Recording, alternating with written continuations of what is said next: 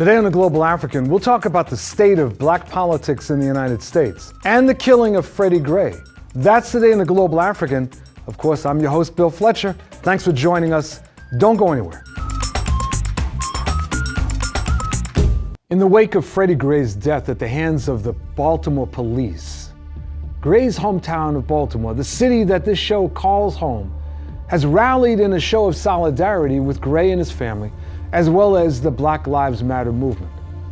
The Global African was in the house for some of these actions. Here is a brief look. The Global African is here in Baltimore, Maryland on April the 28th, a day after protests took place in the city last night. Now, the city has implemented a curfew citywide affecting both adults and minors, as well as the calling of National Guard troops into the city. These protests come in the aftermath of the death of 25-year-old Baltimore resident Freddie Gray. On Saturday, April 25th, demonstrations were called in the city to protest Gray's death. We talked to some residents of Baltimore at the protest. I'm out here because I'm 29 years old. I have a 6-year-old daughter, and Freddie Gray is not the first instance where we've seen police brutality or just a situation that got out of hand with someone in the Baltimore community who was a black male specifically, but the black community in general is always at a loss with the rights that we have. I'm supporting the whole Baltimore city with our problems, with the police and things that's happening in our communities. We not standing for it. We're not going to allow it to happen anymore. Yes, this is a common practice for the police department. This has been happening for a long time, and they have been getting away with it. The Global African went to Annapolis, Maryland back in January to cover a protest at the State House pushing for police reforms. According to Tawanda Jones, sister of Baltimore police brutality victim Tyrone West, those reforms could have saved Freddie Gray's life. We were in the lab list trying to hold police officers accountable, working on the officers' Bill of Rights, as well as many laws, putting body cams on officers and everything. And all of our laws that we were fighting for got killed. They killed every bill. And while y'all was killing bills, y'all killed Freddie Gray. The protests on Saturday came in the wake of other killings by the police who've avoided any kind of accountability. Anger was visibly building, especially among the youth. Yeah, I'm just here to fight back. I'm tired of this shit happening every day to my fellow brothers, and I'm tired of this. I'm tired of being peaceful about it, and we finna get mad about it. We lost so much friends in 21215 Park Heights, Baltimore, Maryland. So much friends, so much people I went to school with, so much people died because of police officer. It's gotta stop, because if it don't stop, it's gonna be a war. It's gonna be a war between us and the police. Freddie Gray's funeral was held on Monday, April 27th. Later in the afternoon, public anger exploded into outrage in the streets of West Baltimore. Protesters denounced police in the streets, with some destroying property and burning cop cars. As you can see, the press has inundated the city of Baltimore in the wake of last night's protests. But the root causes of the protests appear to be far from being resolved by city officials. From Baltimore, with my cameraman Oscar Leon, I'm David Tigaboo with The Global African. We're going to take a look at the killing of Freddie Gray in Baltimore, Maryland, and the broader implications of this in terms of the larger movement against police lynchings. To help us look at that, we have joining us Adam Jackson, the CEO of Leaders of a Beautiful Struggle. He's also engaged in community service projects around Baltimore that deal with social and economic inequality. Joining us also is DeRay McKesson. He is the founder and co-editor of the Ferguson Protester newsletter. He is also a co-founder of the WeTheProtesters.org, which serves as a portal for protesters nationwide, and I believe is a Baltimore native. Welcome to Global African. Thank you for having me. Good to be here. I want to start with what happened. What were the facts on the ground with the murder of Freddie Gray? Adam. So by all accounts, Freddie had an interaction with the police, and apparently at some point he looked at the police, he ran from the police, and then that was enough to chase him down. And so the police caught him at some point, and he was subdued. And what we got on cell phone footage from what we've seen so far is that it appeared his legs were injured at some point. They said that they were self-inflicted wounds from him from the earlier interactions with the police. But he had run from the police. He had been subdued by the police, and on the camera footage we have, he was like writhing in pain, crying in pain. And so as they took him to the police van, you can obviously see something's wrong with his leg. It either looks broken or severely injured. And they put him in the back of the police van. And so at some point between his transport from the scene to the police precinct, his neck, the vertebrae in his neck was severed 80%. And he was in the hospital, I believe, for about a week, maybe less than that. And then he died because of his injuries. And so people are saying that he was beaten in the back of the van, or maybe there was some earlier injuries by the police when he interacted with them. And so that's what folks are trying to figure out right now, is what exactly happened based on the camera footage, based on the testimony of the officers and things like that. What are the police saying that would explain this? I mean, from what the police have said so far, they are implying that all of his injuries were self-inflicted. So he could have, been banging his head against the wall in the van. But the way that the injury is described, where you talk about the injuries to his neck, 80% of his spine was severed. So he would have had to, you could not have induced that kind of injury without some kind of external blunt force. And so people are saying that the police are just making up this story to protect the officers, to say that he didn't actually, they say that he self-inflicted all these injuries. But in actuality, when you look at the injuries themselves, something happened before or inside the van. DeRay, link this with the larger movement against police lynchings, the Black Lives Matter movement. I mean, how do you see this? So this is a reminder that there's a Mike Brown in every town, right? That police violence and police brutality is actually closer to people's doorstep than they want to believe until they're forced to believe it. And it also shows that corruption is actually embedded into the culture of American policing in a way that makes us uncomfortable, because we are raised to believe in systems and structures until they kill us. Which is what is happening across the country and what just happened here with Freddie Gray. It's also interesting because, Baltimore is a city that didn't learn much from what happened in Ferguson, right? They are over-policing really intensely right now, the protesters.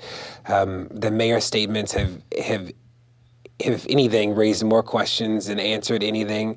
So it's interesting to see people not learn how to deal with this trauma, and also not put in things to make sure this trauma never happens. Because a part of justice, right, is never experiencing the trauma in the first place, and that is what we've never known justice in Blackness. Mm-hmm. Adam, the response by the mayor. I mean, this is a largely black city, isn't it? Yes, sir. I mean, one thing that we have to understand about Baltimore's political infrastructure that differs it from a place like Ferguson or other places is that there is a high concentration, first off, of just churches and clergy here. And so what you have is a lot of folks who are focusing on how the churches and the clergy are leaders in the community. And so a lot of times in Baltimore, what happens when events like this happen, the clergy and other pastors are put in front of the black people, and then, like they do in other places. But in Baltimore, we're so saturated with that in particular that, that's a problem on its own. But the mayor in general, she has not, at least in her tenure as mayor, she has not attempted to enact policies that have dramatically improved the quality of life for black people here in Baltimore. And you kind of see that extend from the O'Malley administration when he was governor and even when he was mayor of Baltimore. All of these policing strategies, I mean, the genealogy of them go back to Martin O'Malley. If you start in 1999 when he was mayor, I mean, between 1999 and 2006, he illegally arrested over 750,000 black people, and they had to settle the lawsuits for all these illegal arrests out of court for, I think, about at least $800,000. And so all these black people— 750,000 people? 750,000 black people were in mass arrests, and it was a lawsuit filed by the ACLU of Maryland, and I believe the NAACP. But they filed a lawsuit, and this was the report, and it was discovered by Delegate Joe P. Carter. So she was the biggest advocate for this lawsuit. And so what you saw between his tenure as mayor, he enacted, the broken window policies of Rudy Giuliani. Right. And so several thousand black people around Baltimore were arrested. And so it had the illusion of crime decreasing, but that's because he was just arresting people all around Baltimore. And so that becomes his campaign stump. It's I decreased violent crime in Baltimore. But moreover, it's public knowledge that he arrested black people in mass.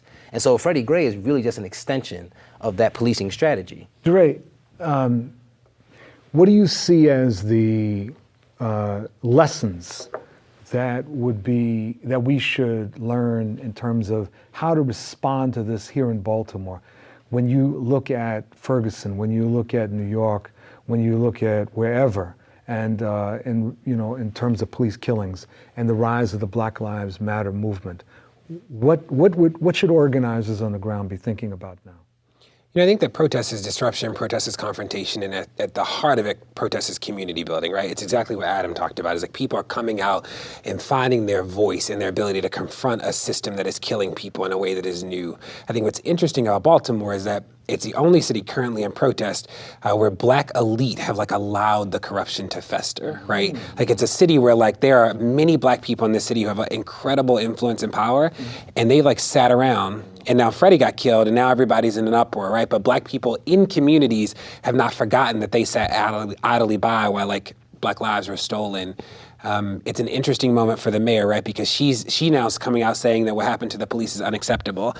And it's a point where the words are not enough because Freddie's still gone, right? And Tyrone West and all these other people. So I think that'll be interesting.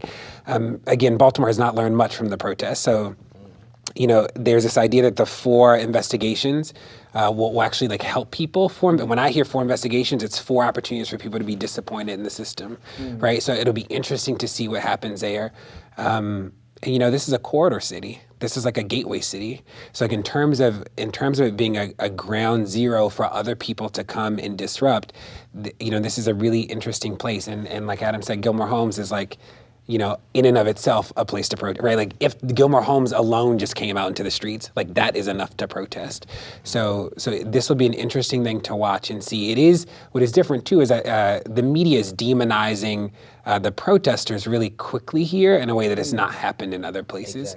Exactly. How are they doing that, and what's their angle? So it's this violence narrative, right? When people want to talk to me about the violence and protest, I'm ready to talk all the time, because the people that have been violent are the police. So you're right, violence all day long. The police been killing us, and they've been fighting us for a long time. And protesters have been upset, right? As you should be, because if somebody killed your child, you would also be upset. So we are in this space where we say, I don't police the way that you mourn, right? I won't condemn the way that you manifest pain, even if I don't condone it. And what the media is sort of doing is saying that there's a way that Black people need to mourn, that there's a good way that our pain comes out. And what Black people are saying is that you killed us, right? And we will continue to confront and disrupt in whatever way that means until we get to live. And I think that is only fair. One final question. What are the demands on the city at this point? One is that there are indictments for all 6 police officers and that they're fired and put in jail. That's what people want, and that's justifiable. 2 is that there is some kind of mandated conversation or dialogue between the city residents, the FOP, and the department, because people want to know why these policing strategies have been used. And the last one was to reform the Law Enforcement Bill of Rights. Gentlemen, thank you both. Appreciate you joining us in the Global African. Appreciate it. Thank you. Good to be here. Thank you. And thank you for joining us for this segment of the Global African. I'm your host, Bill Fletcher, and we'll be back in a moment. Don't go anywhere.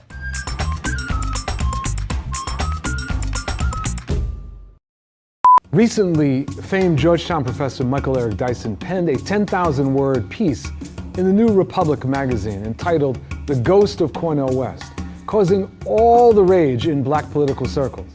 In the article, Dyson launched a series of personal and professional attacks, calling into question West's motives as well as his recent scholarly contributions. The editorial is a response to heavy criticism West has made in the past about Black thought leaders like Dyson and their cozy relationship with President Obama. During a Democracy Now! Appearance, West declared that Dyson had sold his soul for a mess of Obama pottage, claiming that he wasn't doing enough to challenge the president's policies on Wall Street and drones.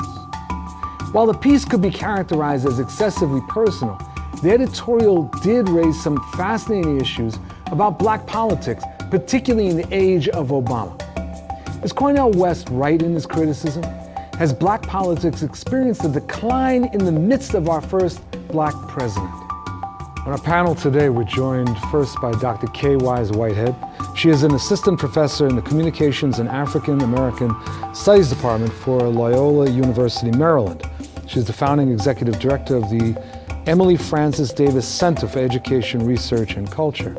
We're also joined by Dr. Ray Winbush, the director of the Institute for Urban Research at Morgan State University in Baltimore. He is a former Benjamin Hooks Professor of Social Justice at Fisk University and director of the university's Race Relations Institute.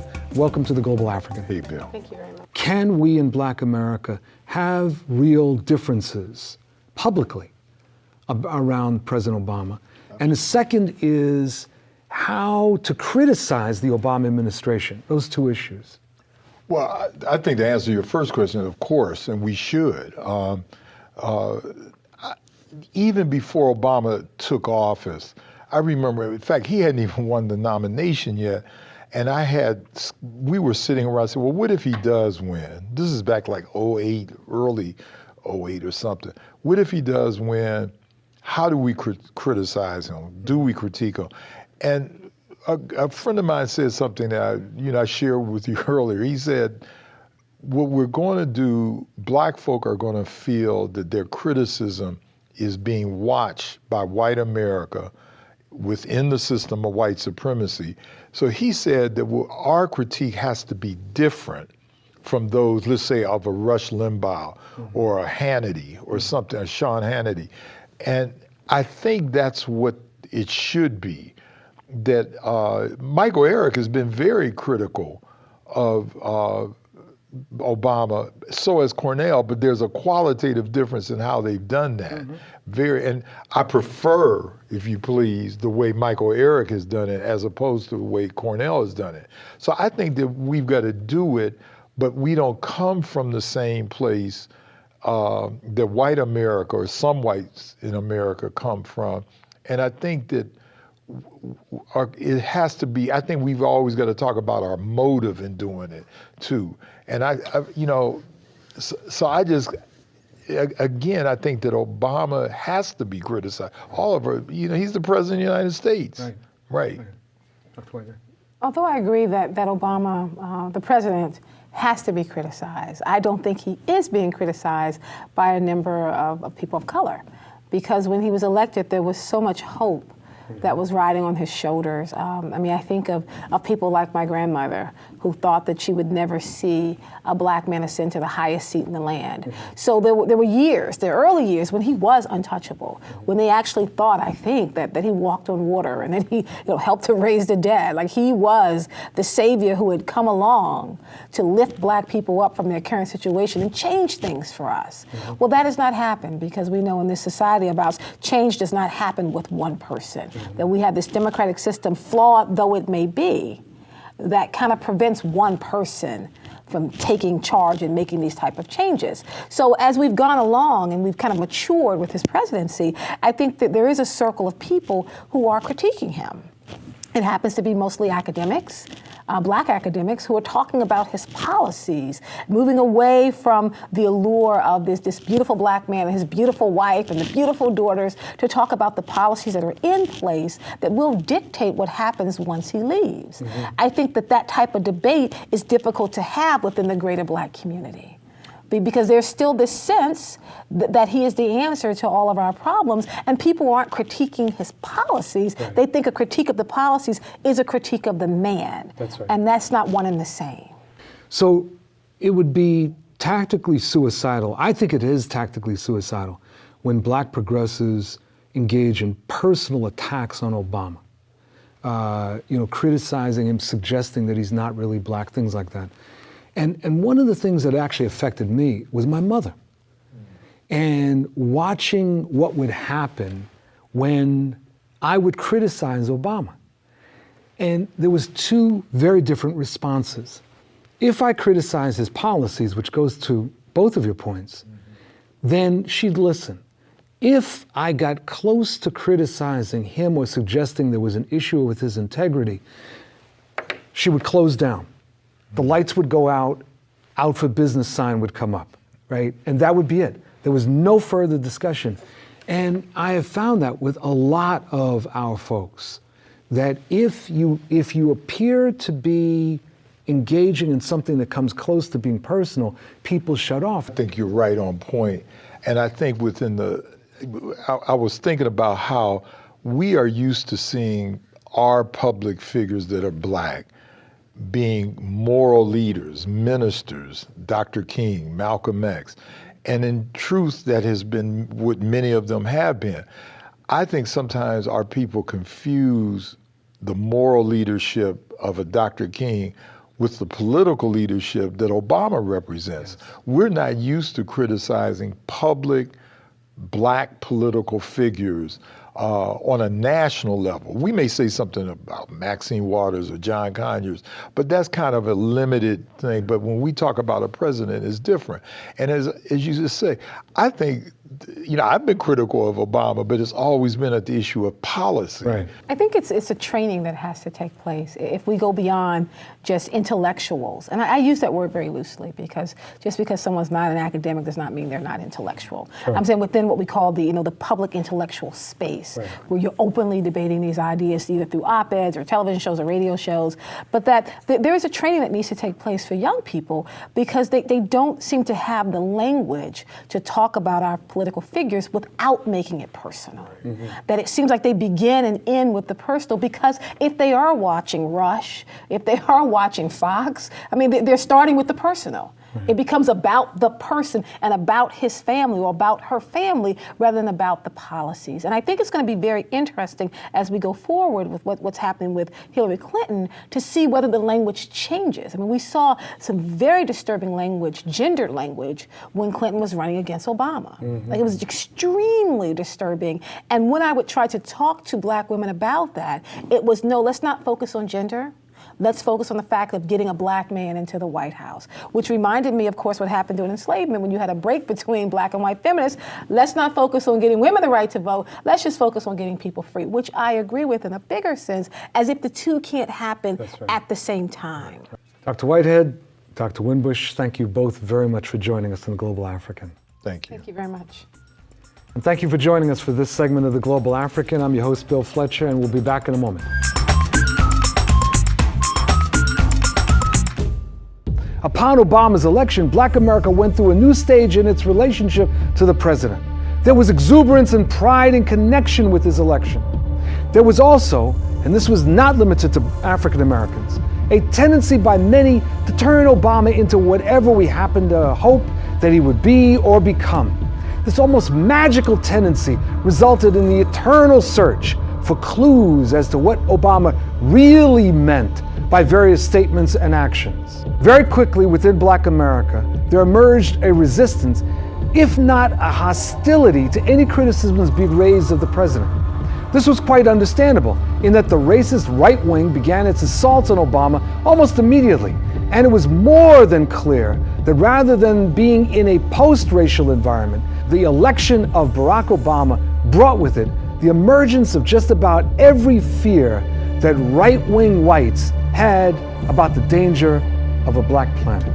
Yet this resistance to criticisms of the president meant that Black America placed almost no pressure on the Obama administration, fearing that any criticism of Barack Obama would lend support to the political right.